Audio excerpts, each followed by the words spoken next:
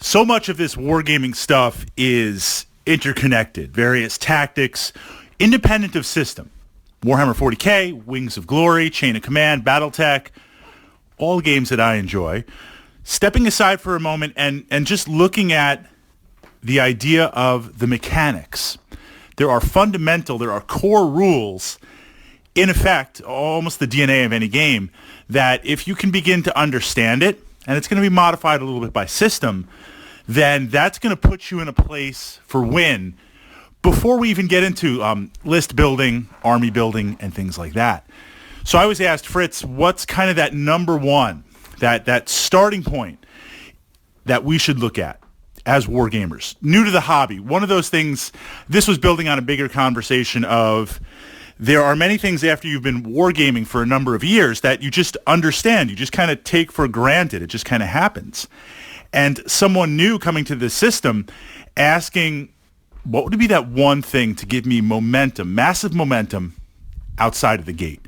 That's what we're looking at. That's what we're exploring. And my number one vote, and this is hard, if you've been following my podcasts and my vlogs, you kind of know it's hard. I cannot make a decision. I cannot commit. There are too many possibilities. But in this case, we're going to do it. Number one, dice manipulation.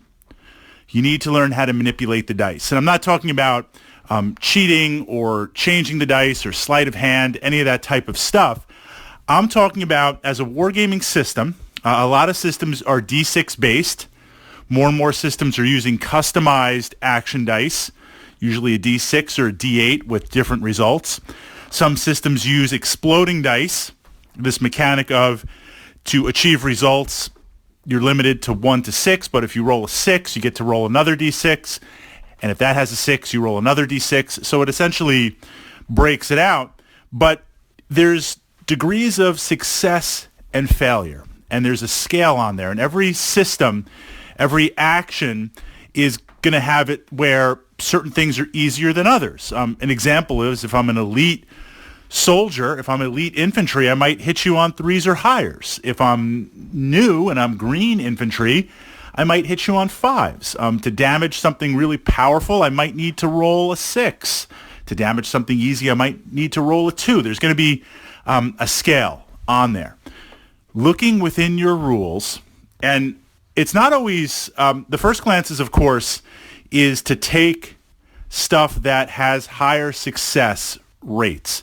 I hit you on 3s, I wound you on 2s.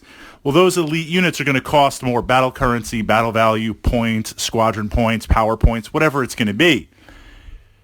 But is there a way to change the dice?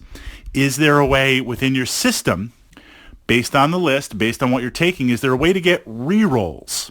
A great example that we begin to see is, okay, roll your D6s, and for every 1 you get on the table, you get to re-roll it on there.